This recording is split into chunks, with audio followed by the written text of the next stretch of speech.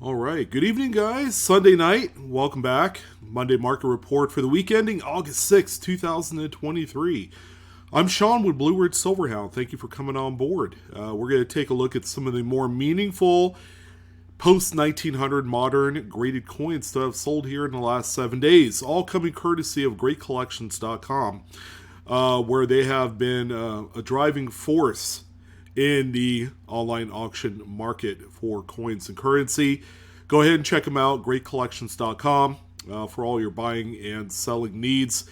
The market is rather robust heading into A&A week. How are we going to describe this? I would say that the anticipation is palpable. Yes. And the week before, we have an impressive list of coins to talk about. Usually going into a major show week, some of the auction houses kind of dial it down a little bit on some of the coins that they crank out. Great Collections didn't pull any punches. They fired from both barrels with some of the listings here. And we have a stacked list of coins. My goodness. Not just super uber modern stuff, but also a fair selection of obsolete type coinage too. And, not particularly rarities either. There's a number of coins here that are very cherry pickable if you want it to be, that did end up selling here tonight. So thank you guys for tuning in again. This is exciting. And speaking of the A&A show, yeah, guess who's going to be there? Now, you're probably going to see this a few times, but I figure, what's another time? At the A&A World's Fair of Money in Pittsburgh, Pennsylvania, your boy Blue is going to be in attendance, and not for a little old kind of like visit to check out some coins, but I will be representing Whatnot and NGC Grading for what they call the Grade Off Challenge. So there are a few distinguished faces that are very familiar to a lot of you. Okay, we have CoinHub, Blake will be there, Justin from Couch Collectibles. Those two gentlemen will be going against yours truly, Blue Ridge. And some of you may know Renee from Storage Wars. Okay, he also has I believe a TikTok channel called Bargain Hunters Thrift. It might even be on YouTube as well. We're going to be teaming up to go against the Young Bucks. And it's going to be a lot of fun. It's going to be on August 10th, which is a Thursday, 3:30 p.m. Eastern Standard Time. So I got to get used to the Pacific and Eastern times. But we are going to be pitting against each other by grading coins blind. Not blind, but, we won't know what the actual grade of the coins will be. That's for the NGC grading experts to figure out. So if we peg our grades the way that they were supposed to be, then, the best team wins.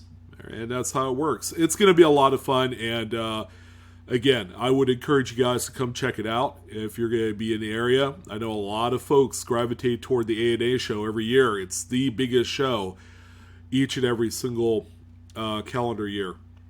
And there's going to be a lot of other cool stuff too. This might be a good time for you guys to sign up on Whatnot. I'll have my referral link down below in the description box, because NGC also has an account with Whatnot. They will be releasing special limited edition sample slab coins from each of the 4 teams that you see here with our names on them. All right, so they're going to be extremely limited. The last time they did one of these, not for the Grade Off Challenge, but just in general, they sold out in no time.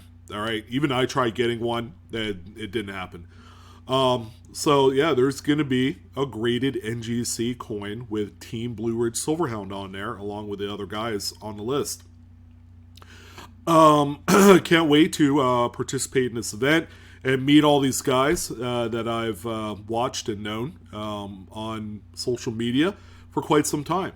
All right, so that is that. Thank you guys again. Again, check out Whatnot. I have my referral link. You grab your $15 in store credit when you sign up under me. But aside from that, let's go ahead and jump right into the coins because we have 23 individual lots to talk about. All right, so we're going to talk about first the 1970s Lincoln Memorial Cent, but not just any 1970s Lincoln cent. This is probably a variety that most people don't really look for because they're looking for the 69S doubled die offers. But little do they know, a large date DDO FS101 also exists on this date right here. A very tough, very scarce coin. PCGS graded this one as a mid-state 64 red. It's also got a CAC green bean sticker on there, which adds a whole lot of valuable fuel to the fire. A lot of your doubling on this coin is going to be on Liberty and the motto. Of course, there's going to be some on the date as well. Not as strong, but this is just a really impressive coin. So this particular one hammered tonight for $3,712.50. Always good to see another example of this. And again, one that you should probably pay attention to because they are highly desired in the variety market today. Next one that we have here, and again, I'm going to stress, we have a fair amount of registry set caliber coins, right? These folks that participate in assembling full collections of their favorite series, they're running and gunning for the highest grade specimens, and usually they're going to pay more money than what a lot of people perceive these things to be worth. Okay, so a 1958 Lincoln wheat cent is a highly minted coin into the many tens of millions, hundreds of millions, and but finding one that grades out at a premium, very unique grade is where all the money is going to be. This particular one graded mid-state 67 plus full red.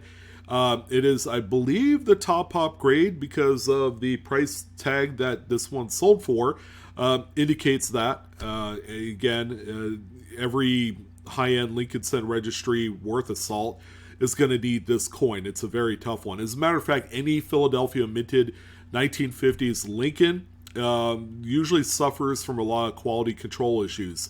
And that's the big reason why that these things generally sell all the way into the stratosphere.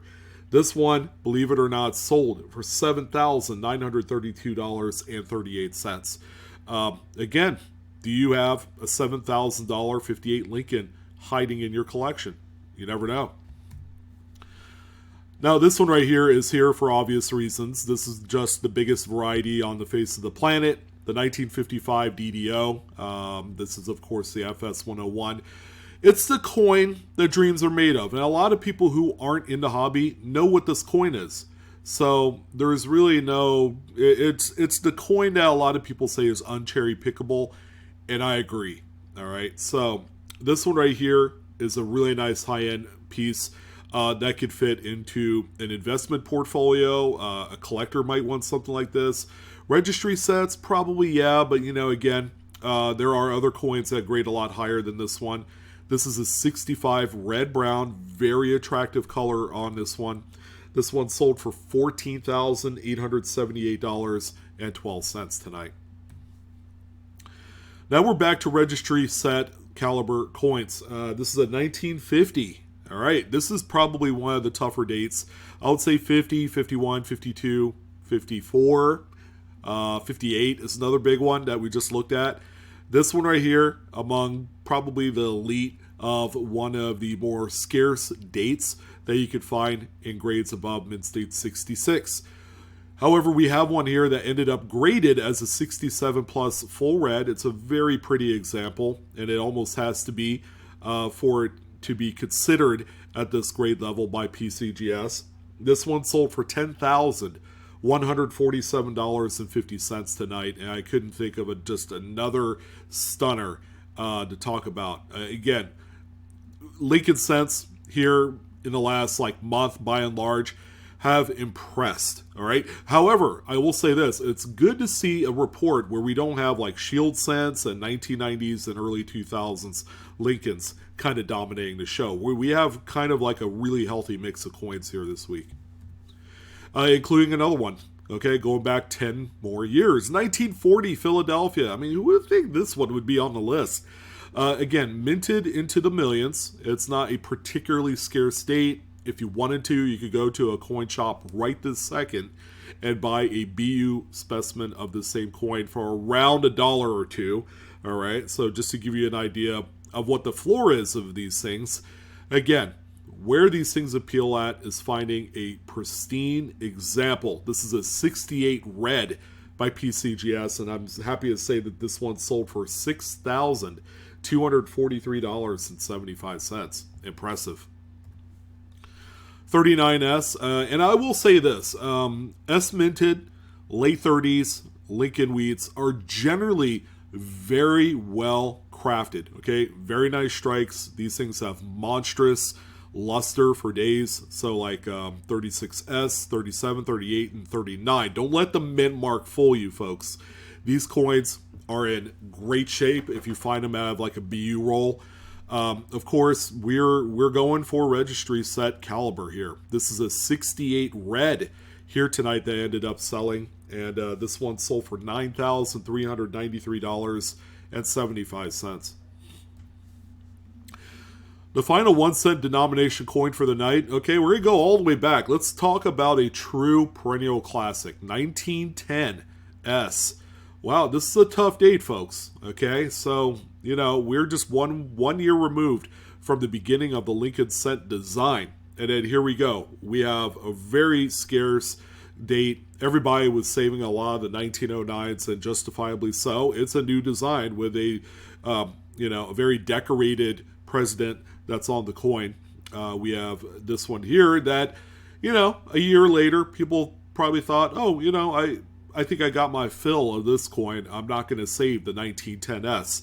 We're just going to go ahead and spend it. So the survivability rate is very low on these. In mid-state condition, this one, just impressive. Mid-state 67 red, and our first NGC graded coin for the night.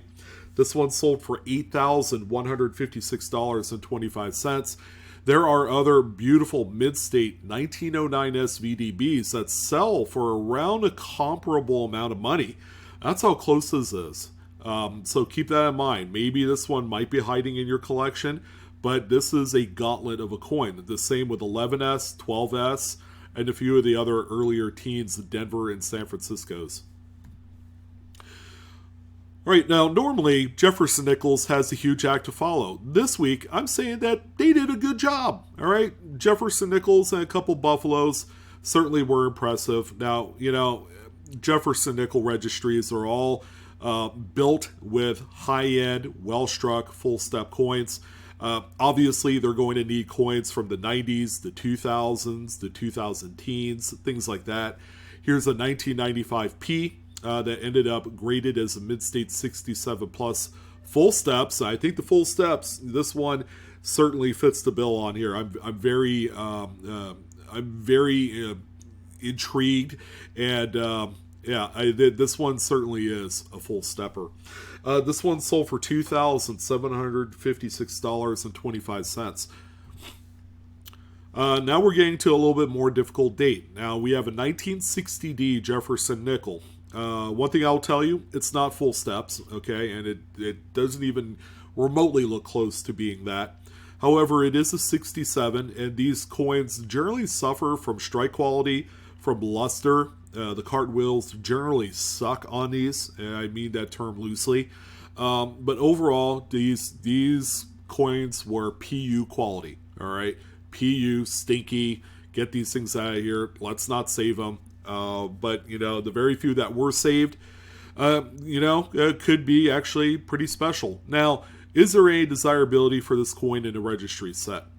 Actually, there is. Anything from the 50s and, 60s, if you find one that grades high enough without full steps, they are still extremely valuable. Probably, more than you and I would think. This one right here sold for $2,587.50. Now we have a couple back-to-back very tough dates for full steps. We have a 54 right here. Again, another really crazy date. This one, PCGS gave a 66 plus full steps to. And again, kind of par for the course for this decade. The luster is just non-existent on these. This one sold for $3,150, and that's not even the finest grade of a full step 54. And here's also a 53S. I talked about a really nice 66 graded example of this coin. I believe it was 66. But yeah, these things are just abysmal in quality. This one is marginal. This one I'm gonna have to see like up close in hand. I'm not thoroughly convinced that this one is full steps, because I do see a couple distracting planchet nicks in there that kind of take away from the completeness of the steps. And with the 50s, you really don't see very well, even with great photography, those horizontal lines that go from left to right. So 65 plus full steps. Very impressive sale price at $7,143.75. A little word of advice: if you're in a registry set and you find something like this, thinking that you could crack it out and resubmit it, don't. The likelihood that you'll get it back as the full steps, because it's so marginal, is going to be near impossible. All right, so save yourself the trouble, keep it in the original slab, and just go with it.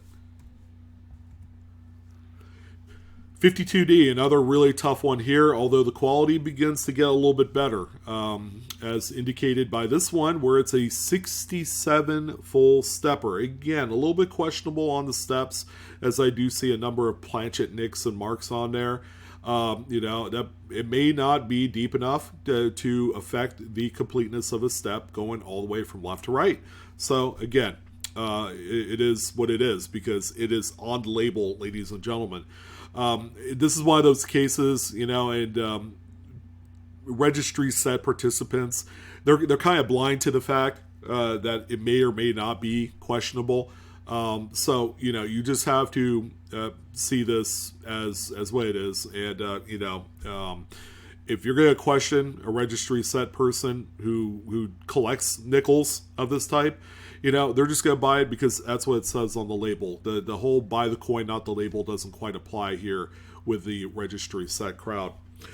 This one sold for $3,600. Again, not the most pristine coin of this date that I've seen. I think there is one that is graded higher that commands 5 figures.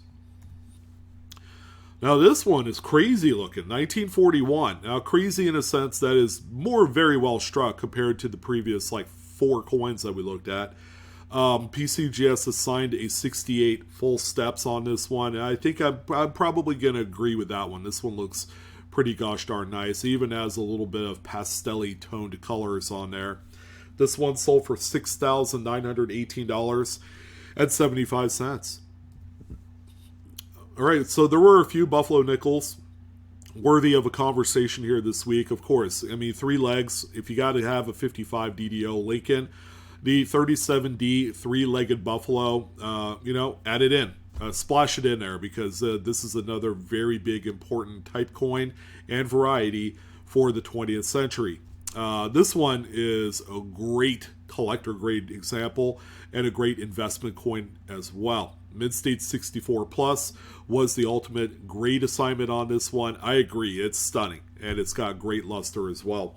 This one sold for $8,381.25. And 1916, this is a coin that everybody should be cherry picking, right? You can even cherry pick this without a readable date. And I know a lot of you are probably thinking, well, how are we going to know that it's a FS101 double die obverse?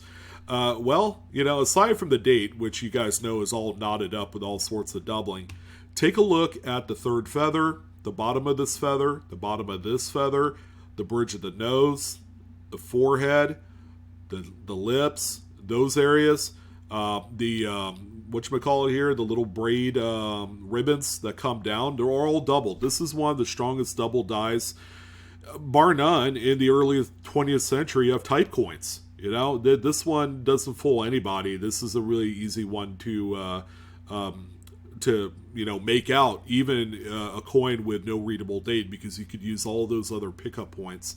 It's been quite a while since we highlighted an Annex graded coin, but that's exactly what we have here, an Annex Fine 15. All right. I mean, it's a great looking coin. Outside of that, very honest. This thing had seen the paces of daily life. And little did people know that they were holding a coin that, in this particular case, sold for $7,376 rather. Sorry, at 50 cents. Of course, back 100 years ago, nobody thought it would be a $7,000 coin. It was just 5 cents. I needed my bowl of soup and my piece of bread. All right, here's this $7,000 nickel I'm handing you. 100 years later. So yeah, pretty cool to see this. This one did all of the heavy lifting back in the early days of America. And the dimes are crazy. I mean, again, crazy is a word that I use way too much. But, ethereal, they look like, it looks like a galaxy. When I look at this thing, I'm staring in outer space. It even has all the little white dots in there, all of the exempt areas of the coin that didn't tone. My goodness, 56 Roosevelt dime. I mean, I could see why this one is even on the list. It's a mid-state 68 plus and a star designation, which NGC assigns for coins of phenomenal eye appeal, which is what this one is. So this one, my friends, ended up selling for $2,081.25. If you had this same level of toning on maybe like a quarter or perhaps an earlier half dollar, like even a Franklin half dollar or a Walking Liberty, those coins, they would be worth $10,000, $20,000. So consider this a little bit of a bargain because it's a type coin that usually isn't as beloved as those other coins I spoke of. Again, more great looking toning. 1951 this time. Again, Roosevelt dimes, a lot of the dates are not very rare. All right, 51, not too rare either. This one is a mid-state 68 with full bands. Again, another stunner. This one looks like it could have been a roll ender because the back of the coin is, for the most part, very blast white. This one sold for $2,643.75. And this 4070, also another great looking one. NGC assigned mid-state 68 full torch. So it's got that very nice reverse strike as well. This one sold for $2,531.25. Great yellow and gold.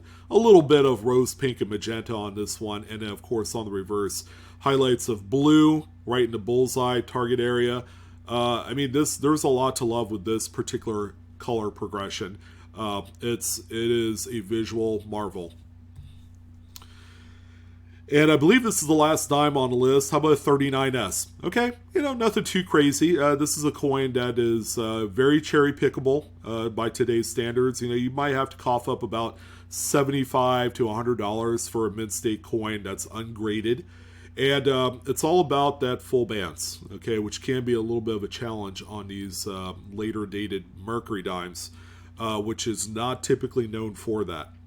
CAC certed this time on the 67 plus full bands, and it sold for $6,187.50. All right, now we're on to quarters, and quarters were quite underwhelming this week, so we'll kind of breeze through these. We have a 1998D. This is a registry set coin, very, very elevated grade on this as a mid-state 68. This is one of those old archival, saved up coins, and not too many people did save up these as the Statehood Quarter Series was kind of coming into its own. This one sold for $1,406.25. Really nice, market acceptable key here. 1932D, very good looking coin. Mid-State 63 is a really good grade for this one. Now, the Denver is a little bit tougher than the San Francisco. All right, so these will generally command maybe 10-15% more in today's market than the S-Mid coin. But you can't go wrong with either. All right, as long as it's mid-state, you're going to have a coin that's going to be worth a lot of money, and these will appreciate a whole lot quicker than, say, that XF40 or that Fine 12 or whatever that may be of the same coin. This one sold for $1,856.25. I would say this is kind of like a sleeper hit right here at this price level. Very easily, 5 years from now, this could be a $2,500 coin. All right, and the last few coins are absolute banging bangers. 1901S is the key date. This is the one of the quarters for the 20th century. Some would say, well, how about that 1916? All right, very impressive, very low mintage, only 52,000 made.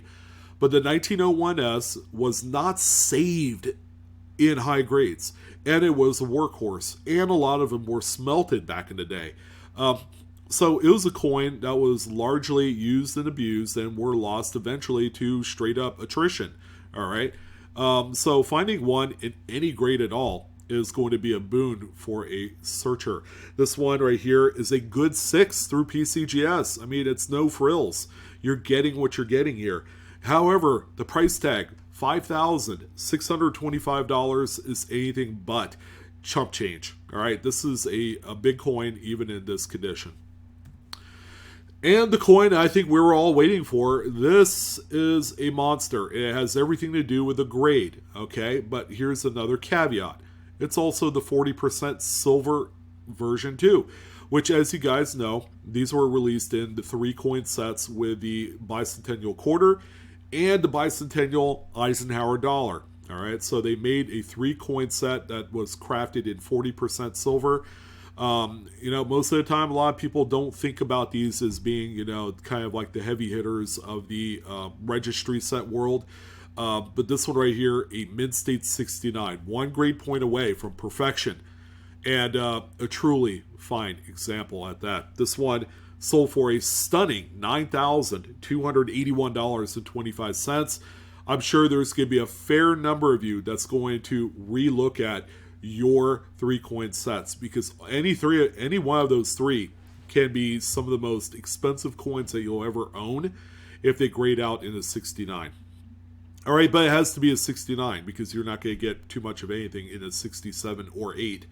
Both very impressive grades, but these things were very well struck as well. So that's going to go ahead and do it on this one. We're coming up a few days here. The A&A show starts this week. It starts effectively on Monday, all right, in Pittsburgh, Pennsylvania. I hope to see you guys on Thursday for the NGC Whatnot Grade Off event. That's going to be a lot of fun. And I will be there. I'll sign autographs, take pictures with, whatever you want me to do, I will be there. And then Friday, we will be doing a Whatnot coin auction as well. Not live from the A&A show, but I'll be doing it from the hotel room. And still, we're going to have fun. So that's going to go ahead and do it. Would love to hear your thoughts. Did you have a favorite coin from this week's Monday market report? I would love to hear about it. But that's going to go ahead and do it, my friends. You guys have a great week. Enjoy this very nice hot summer week. And come check us out at the A&A. That's going to be a lot of fun. And I can't wait to see some of you. All right. Have a good one. Good night. And I'll see you later.